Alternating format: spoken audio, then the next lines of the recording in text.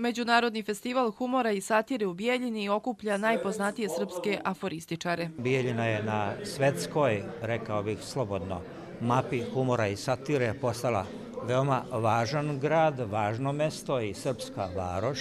Srpski aforističari su među vodećim u svijetu, kaže Milan Obrenović iz Rogatice, a glavni razlog tome je naša surova realnost. U sređenim državnim sistemima gdje nema mnogo devijacija i deformacija, teško je biti aforističar, zato nema aforističara iz Švajcarske, nema ih iz Švedske i nekih uređenih sistema. Mladi aforističar Stanislav Tomić iz Vornika prve svoje aforizme govorio je upravo na ovom festivalu. Ja uvijek rado dolazim na ovaj festival i uvijek s nekom novom radošću pristupam i družim se ovdje sa ovim divnim ljudima. Srpski aforističari osvajaju polako i Evropsku uniju.